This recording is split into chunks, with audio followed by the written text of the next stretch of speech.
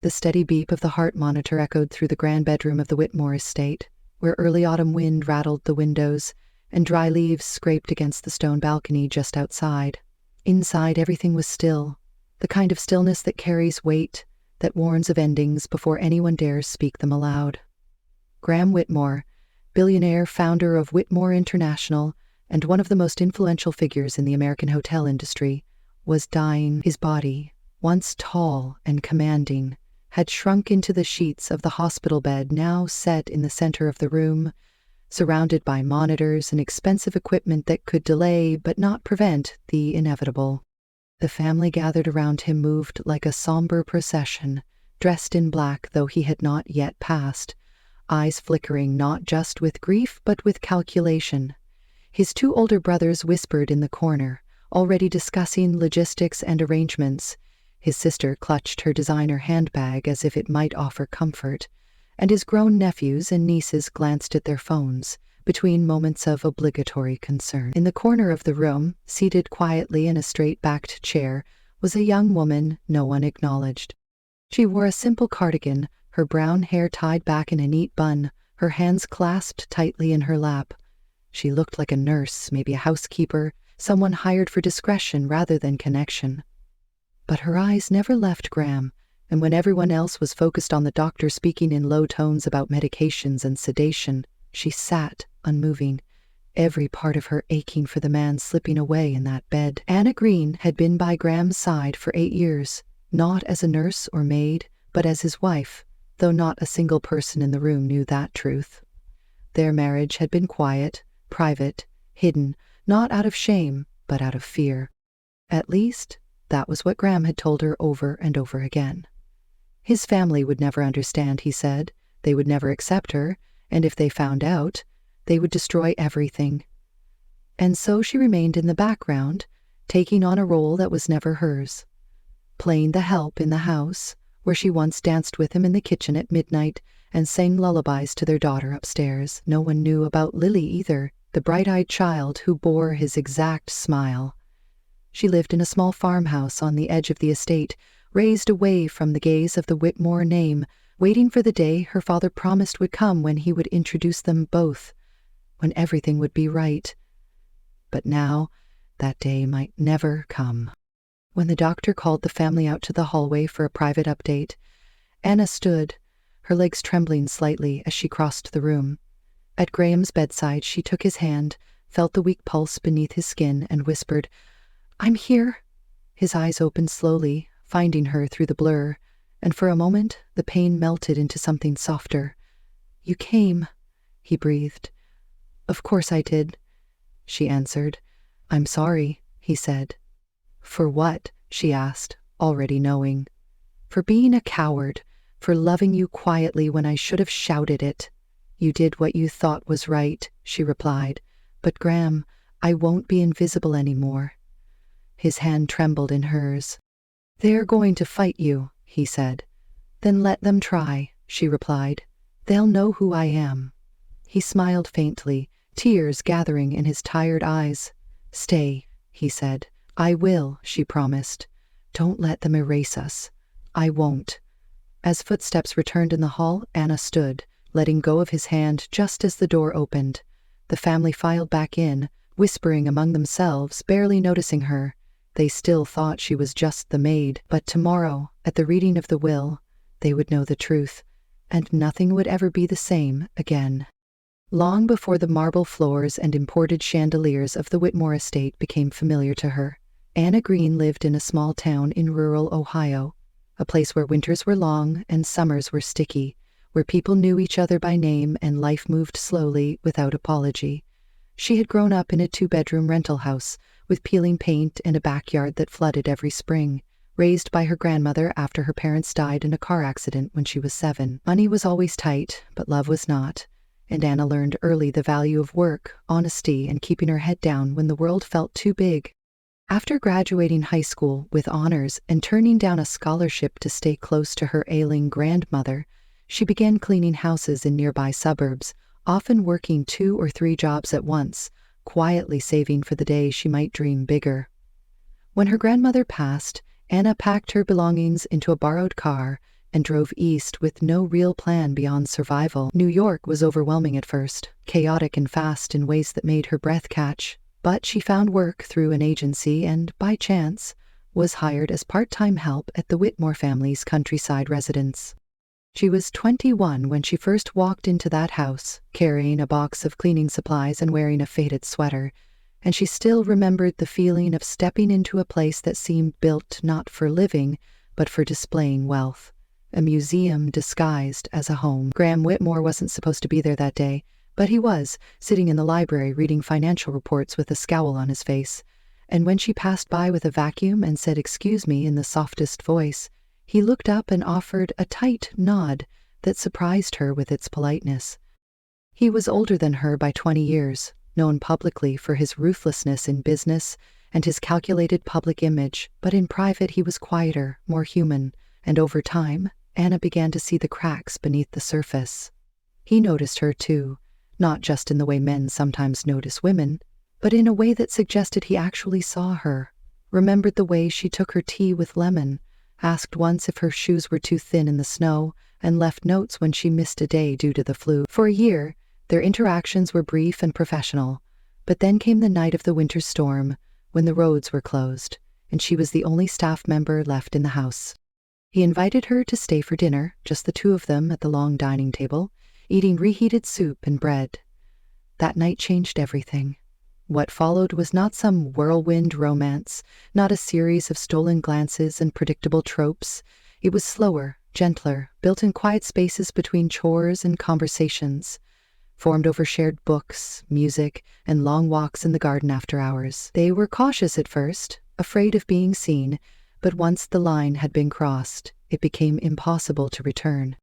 A year later, Graham proposed in the most unromantic way possible over black coffee in the early morning, after she had found his misplaced cufflinks and ironed his shirt for a meeting. "I don't want anyone else," he said simply. "Will you marry me?" She said yes before her brain caught up. There was no ring at first, no announcement, no photographer. He said he wanted to keep it between them, sacred and untouched by the media or his family's judgment.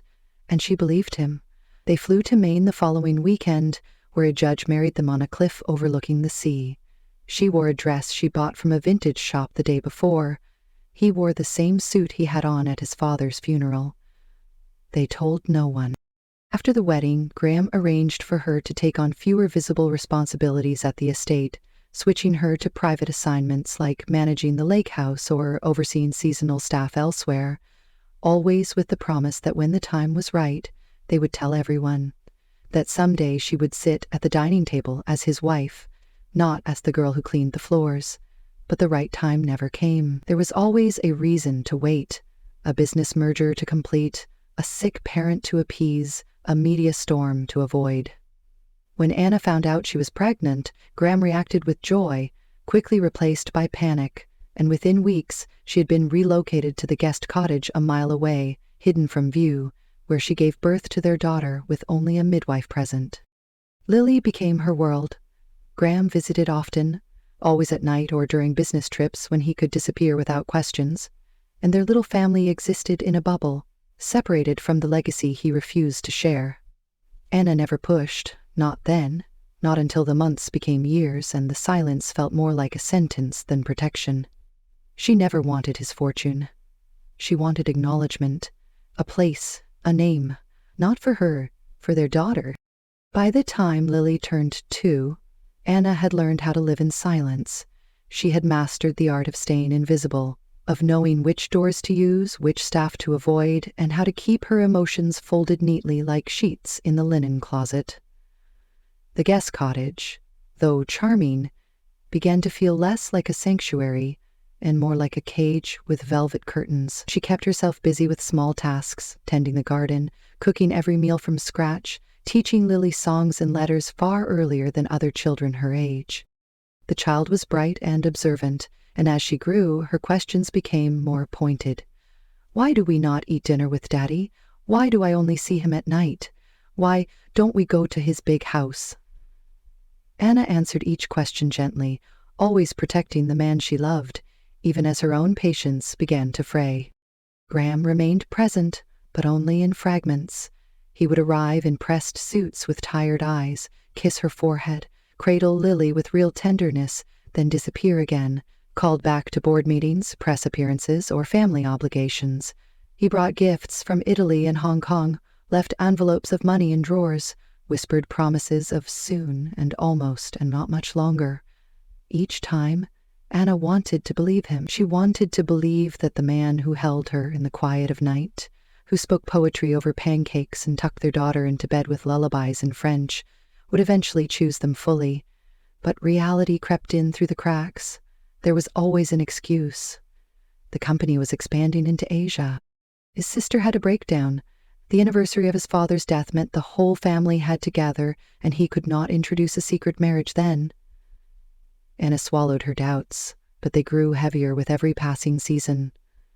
One afternoon, as autumn leaves drifted outside their cottage window, Anna sat on the floor beside Lily, who was coloring in a notebook. The child looked up suddenly and asked, "Mommy, are we pretend?" Anna blinked, caught off guard. "What do you mean, sweetheart?" Lily pointed toward a photo on the wall, a framed picture of Graham holding her when she was a baby, taken on a disposable camera during a trip to Maine. "That's Daddy, and that's me. But there's no pictures of us in his house. Why do we not exist there?" Anna felt her throat tighten. She didn't know how to answer, not without breaking the gentle illusion she had worked so hard to build. "We exist," she said finally, placing a hand over her daughter's heart. "Here, and that's what matters." But Lily, only 2 years old, looked back at her with eyes too wise for her age and said, "I want to matter there too." That night, Anna waited for Graham to arrive. When he did, she confronted him. Not with anger, not yet, but with quiet insistence. "It's been almost 5 years," she said. "You told me we'd tell them after 1, then you said after the 2nd birthday, then after the Asia deal, then after the board restructuring, and now, Graham, I need to know when." He sat down heavily on the couch, running a hand through his hair the same way he always did when he didn't want to answer. "Soon," he said, his voice hoarse. "I promise, just 1 more quarter, just until the next fiscal report." Anna stepped closer. "Our daughter is starting to wonder why she's hidden. I'm starting to forget what it feels like to be someone's wife, not just someone's secret." He looked up at her, eyes rimmed with guilt. "I know, and I hate it, and I love you, and I never meant for it to go on this long." "Then stop letting it. Tell them, tell the board, tell your sister, tell your housekeeper. Tell someone." He hesitated. "My brother Marcus is looking for ways to take control of the company. If he finds out about you and Lily now, before I've locked in succession planning, he'll use it. He'll say I've lost focus, that I'm compromised, and they'll believe him, and everything I've built will fall apart." She stepped back, arms crossed. "So we're just collateral damage in your legacy." "You're not collateral. You're the only thing that's real. That's why I'm trying to protect it." Anna shook her head slowly. "No, you're trying to protect yourself." That conversation ended with no resolution. Graham left early the next morning for a conference in Chicago. He returned a week later, pale and distracted, complaining of stomach pain. At first they thought it was stress, then possibly an ulcer. When tests came back showing something more serious, Anna went with him to the specialist, her hands shaking as she held the medical forms. Pancreatic cancer, stage 3, inoperable, aggressive, time was limited. Graham sat silent in the car on the way home, his knuckles white against the steering wheel. Anna watched him from the passenger seat, her own grief suspended by numb disbelief.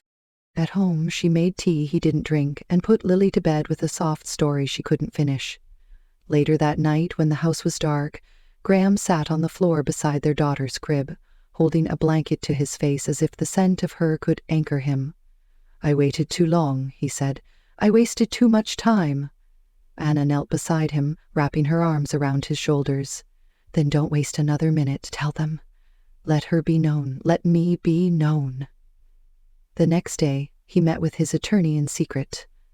A new will was drafted, signed, and stored in a vault downtown. Video messages were recorded, accounts were updated. Anna watched all of it happen with a kind of fragile hope. It felt like something real, something irreversible. But he still didn't tell the family. Not yet. Not in person. Not out loud. "I need to start treatment first," he said. "I need to prepare them. If I drop this on them all at once, there'll be chaos." "Let them be chaotic," Anna said. "I'll be calm. They'll have to deal with me eventually." Graham promised again. 3 more months. After the first chemo cycle, after the board votes, then we go public. Anna agreed, against her better judgment, because she loved him, and because part of her still believed that maybe this time he would follow through. He started chemotherapy in the city, staying in the penthouse between sessions. Anna and Lily remained at the cottage, visiting him when they could. Lily didn't fully understand why her father looked different, why his hugs were shorter, why he sometimes couldn't get out of bed. She would bring him drawings and climb into bed beside him, her small fingers brushing his arm. "You'll feel better soon," she would say. "You just need juice and cartoons." Graham would smile through the pain, eyes glassy with something more than illness. In those moments, Anna saw who he really was. Not the businessman, not the heir, but the man who cried over bedtime stories and laughed at their daughter's knock-knock jokes. Then came the day he collapsed in the city. His driver found him unconscious, rushed him to the hospital, and called Anna. She arrived before the family did, standing outside the glass door of his ICU room, shaking.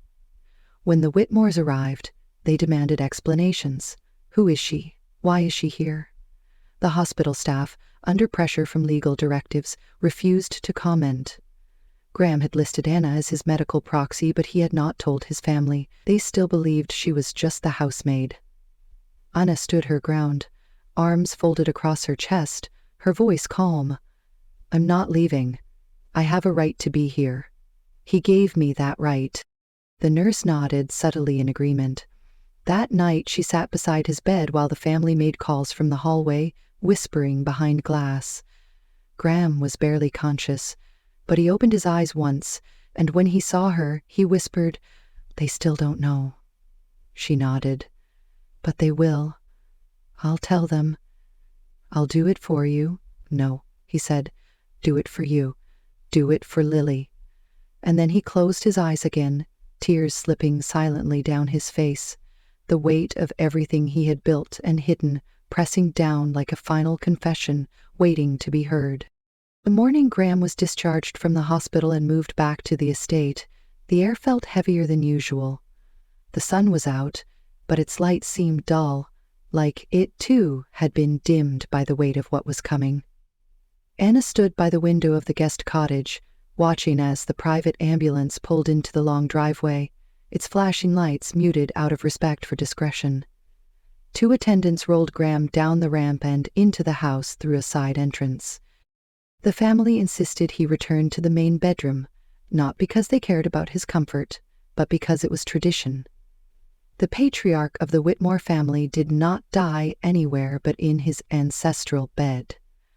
Anna knew that once he crossed that threshold, she would be shut out, reduced to a name on a document and a face they barely tolerated. Lily stood beside her, clutching the small plush elephant Graham had bought her last Christmas. "Is Daddy coming back to our house?" she asked. Anna knelt down and touched her daughter's cheek. "Not today, sweetheart, but we'll go see him soon."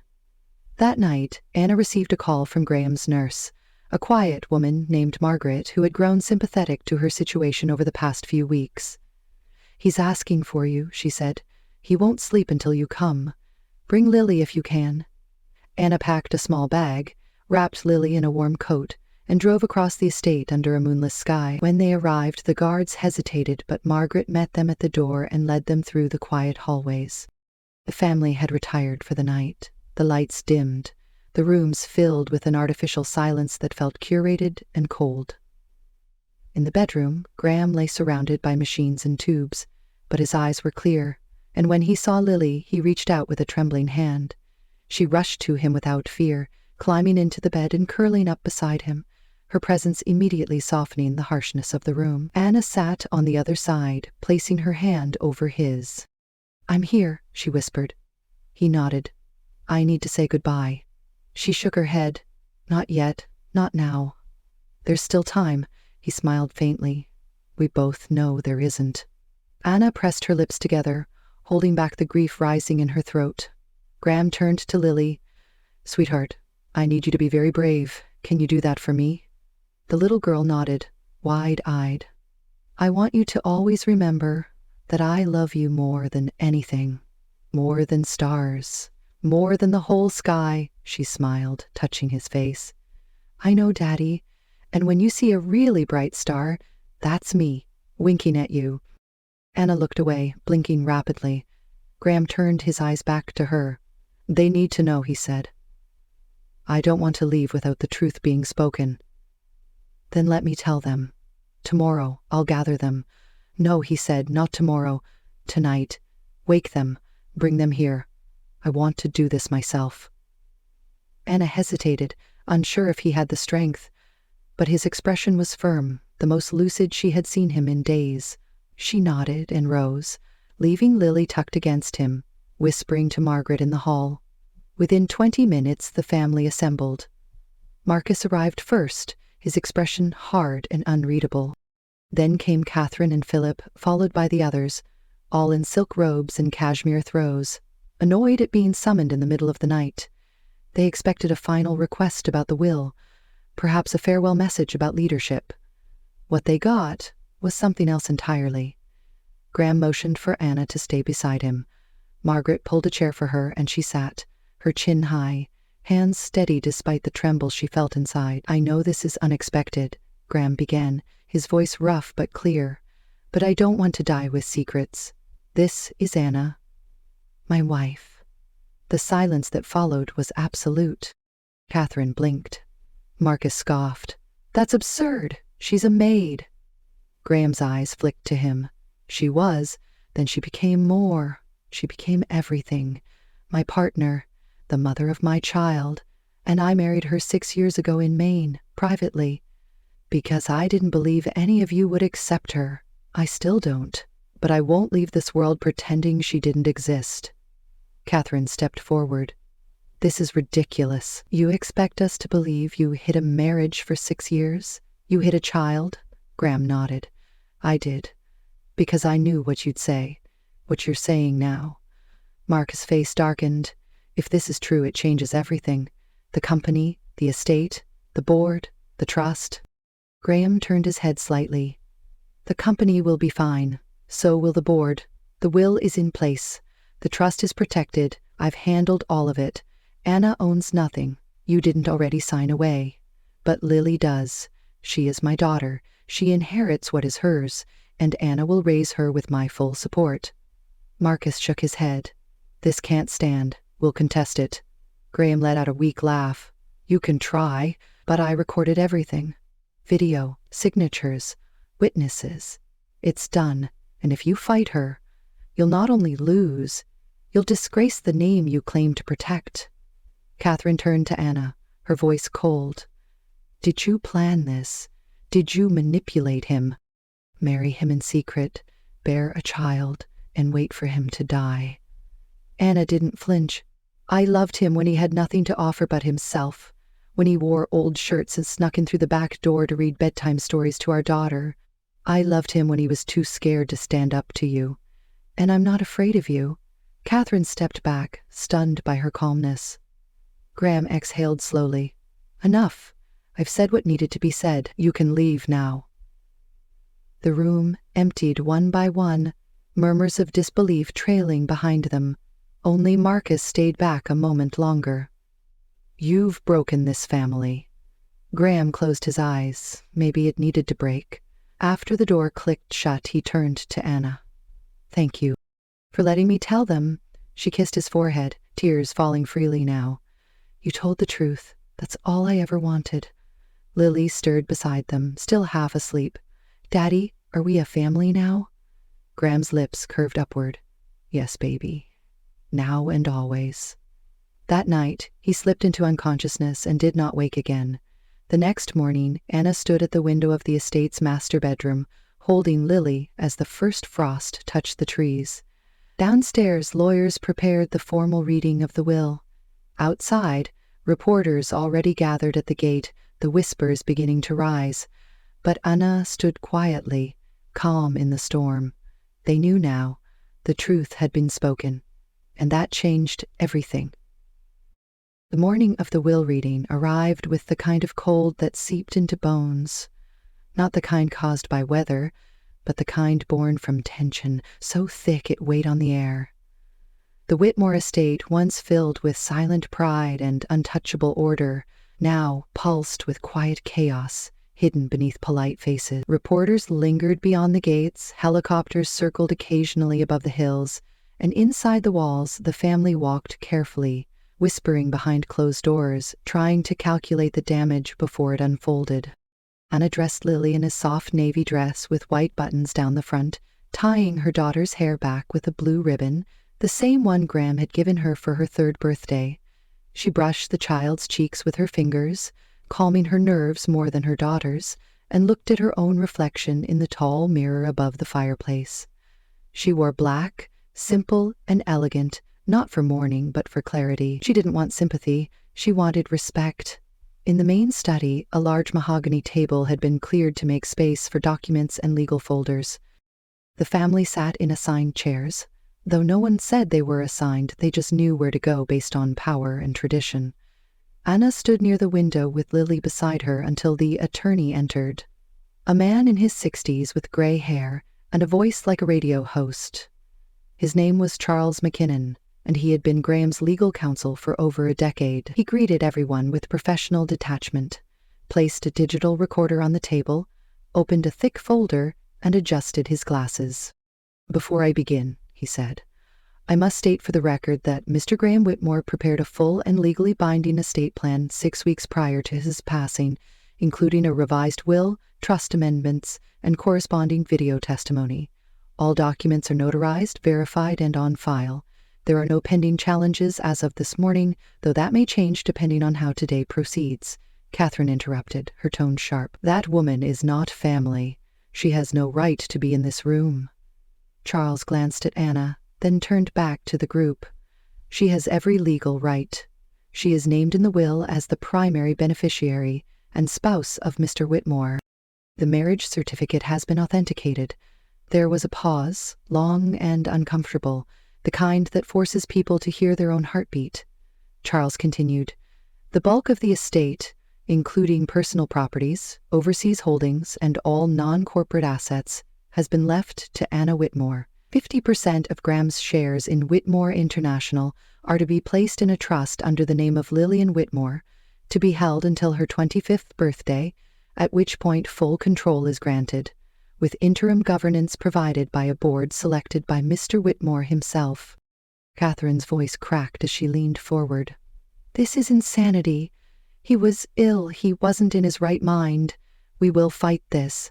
Charles looked unbothered. "I advise against that. Mr. Whitmore anticipated resistance and recorded a message for this very occasion." He pressed play on a remote control, and a screen behind the desk lit up. Graham appeared, sitting in the chair where he had often read the newspaper, wearing a soft blue sweater Anna had bought him on a trip to Vermont.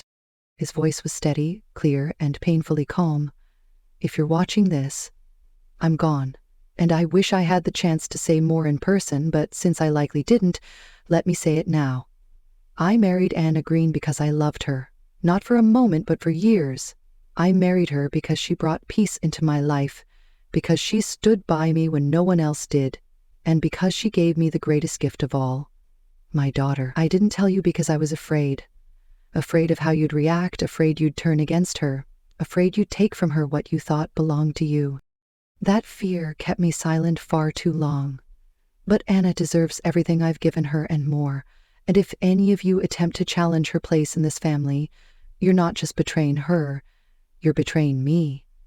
The video paused. No one moved. Charles resumed reading the remainder of the document, outlining charity donations, company succession details, and other minor allocations.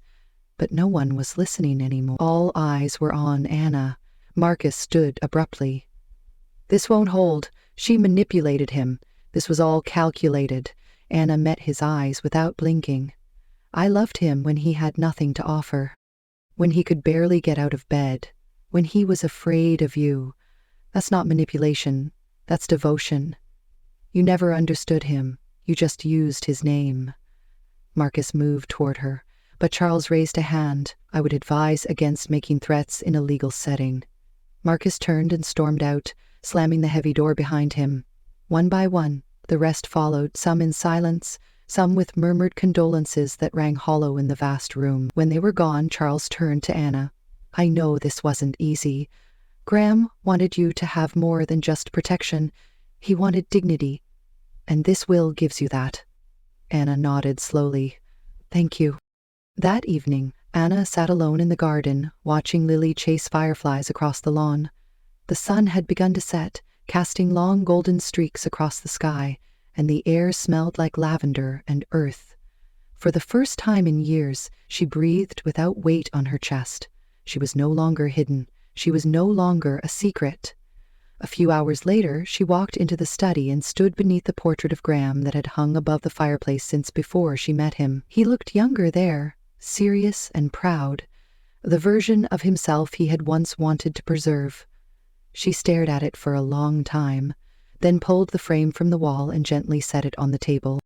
Tomorrow, she would replace it with a new portrait, one of the three of them together, taken on their last vacation in the mountains, where they had laughed over burnt marshmallows and danced barefoot in the grass.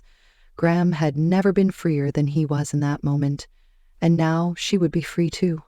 Not because of the money, not because of the estate, but because the truth had finally been spoken, and no one could take that away from her. Tomorrow, the world would call her Mrs. Whitmore, but tonight she was just Anna, the woman who had loved deeply, lost painfully, and stood her ground for the sake of a promise. And that was enough. The days following the will reading moved both quickly and slowly, like waves caught between the pull of the tide and the weight of the ocean floor. News of Graham's hidden marriage and secret daughter spread like fire, not just across the estate, but across national headlines. Business channels debated whether the Whitmore empire would survive the scandal. Tabloids printed exaggerated versions of Anna's story with blurred photos of her holding Lily near the gardens, and while some painted her as a gold digger, others began to admire her quiet strength and the clarity of her choices. Anna had not stepped outside the estate since that morning, not because she was hiding, but because there was nothing left to chase outside those gates. Everything she needed was now within them, or, more accurately, within the little girl who ran barefoot down the hallway with crayons in hand, and within the memory of a man who had finally chosen love before it was too late. Inside the walls, change was happening slowly. Staff who once avoided eye contact now greeted her with cautious respect. Some of the newer housekeepers smiled genuinely when she passed, and Charles, Graham's attorney, began visiting regularly to help transition the trust and foundations into her hands. Still, not everyone accepted her presence. Catherine had retreated to her Manhattan apartment and refused further communication. Marcus filed an initial petition to challenge the will but withdrew it quietly after the court reviewed the recorded testimony and dismissed his claims without a hearing. And other distant relatives sent cryptic letters filled with masked resentment. But Anna did not respond. She had no energy left for battles that no longer mattered. Then one afternoon a letter arrived from someone unexpected. It came in a cream envelope without a return address, tucked beneath the door of her private study, handwritten in elegant cursive. "Dear Anna, I don't know if I have the right to write this, and I understand if you don't respond. My name is Isabel Whitmore, Graham's niece. I was 11 when you started working here. I remember you used to hum when you polished the stair rails. I remember the first time I saw Uncle Graham smile after Aunt Michelle died, and I now realize it was after you came. I didn't understand any of it then, but I do now. I just want you to know, I believe you. I believe in Lily. And if there's anything I can ever do to support you, please let me know. With quiet respect, Isabel." Anna held the letter in her hands for several minutes, her chest tight. It was the first time someone from the family had acknowledged her existence without threat, the first time she felt seen without needing to explain herself. That night, after Lily fell asleep with a book still open on her chest, Anna sat at her desk and began to write back. She told Isabel about Lily's favorite color and how Graham used to make up bedtime stories about dragons who couldn't breathe fire. about how terrified he was of disappointing his family, and about how proud he was when Lily said her first full sentence. She didn't send the letter, not yet, but writing it felt like healing.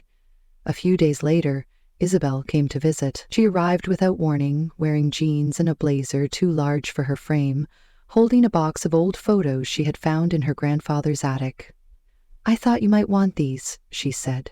"They're all of Graham as a child, and I figured Lily should know where she comes from." "Anna, let her in." They sat in the sunroom and looked through the box together, laughing at Graham's wild hair in the 70s and his terrible fashion choices in college. Isabel didn't stay long, but when she left, Anna felt lighter. A new door had opened, one not built on apology, but on understanding. Then came the day Anna found Graham's last letter. It had been hidden beneath the false bottom of his desk drawer, tucked inside a leather notebook she hadn't touched since he passed. The envelope was unmarked except for her name, in his handwriting. She opened it slowly, heart pounding. "My Anna, if you're reading this, it means I wasn't brave enough in life to say everything I needed to say, so I'm writing it now. I spent so many years pretending I had control over everything, the company, the legacy, the name, but the truth is, I was afraid that if I chose you publicly, I'd lose the family I spent my life trying to belong to. And in trying to protect that image, I almost lost the only thing that ever made sense. You. I was never a strong man, not in the ways you deserved, but you loved me anyway. And I will never stop being grateful for that. I don't know what will happen now. I don't know if they'll accept you, if the world will be kind. But I know this. You are stronger than all of them. You are the mother of my child.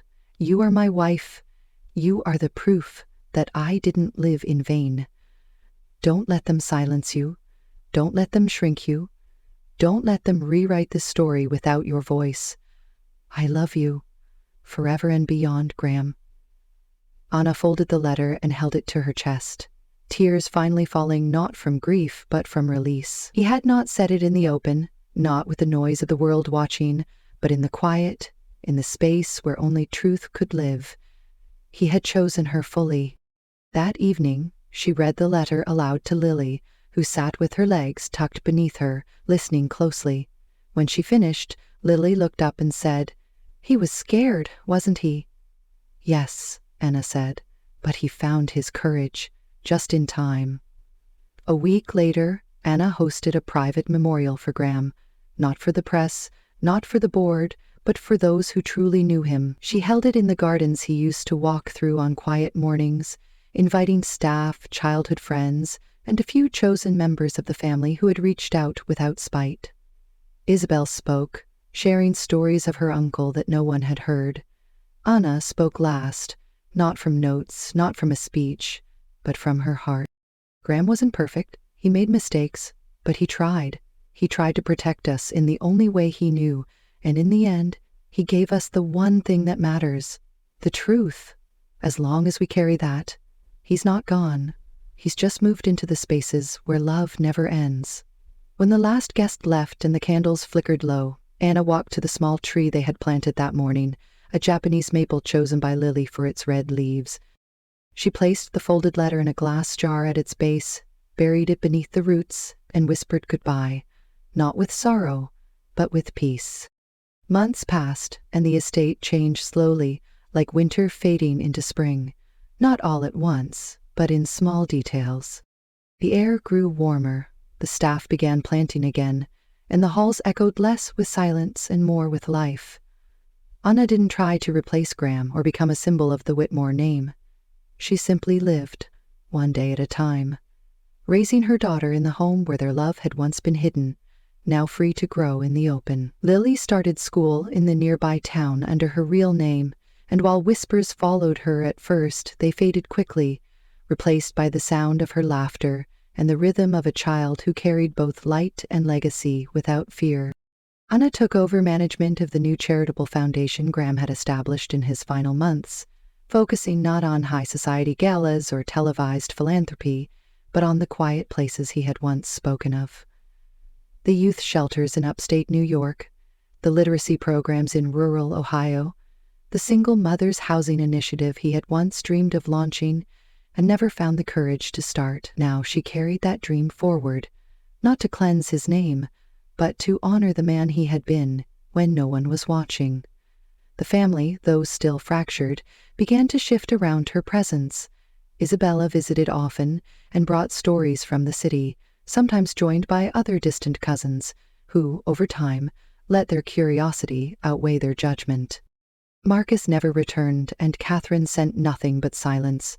Yet Anna found herself no longer needing their approval, because what she had built with Graham was no longer something they could diminish with glances or dismiss with titles.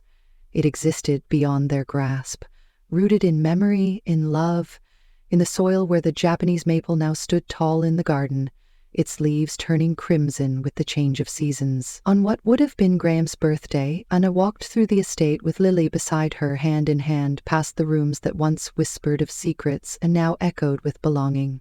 They stopped by the tree, and Lily asked if she could place something beneath it this time. From her pocket, she pulled out a drawing, a picture of their family, not posed or perfect, but smiling in the sun with arms around each other. She buried it gently in the dirt, patting the ground with small fingers. "He'll see it," she said softly. "I know he will." Anna looked up at the branches above them, watching how the wind moved through them, how the sky opened just enough for the light to break through. For a long time she had lived in fear of being erased, of being forgotten or dismissed, of loving quietly and losing loudly. But standing there with her daughter, she understood that love, when true, never disappears. It roots itself in the hearts it touches, it lingers in the choices we make long after goodbyes have been spoken, and it carries us forward even when the world tries to pull us back. She had once been the maid in a house that didn't see her, the secret wife of a man too afraid to speak. But now she was something more, not because someone gave her permission, but because she chose to stay, to stand, to speak. And in doing so, she had rewritten the ending, not with vengeance, not with pride, but with grace. And that was the legacy worth keeping.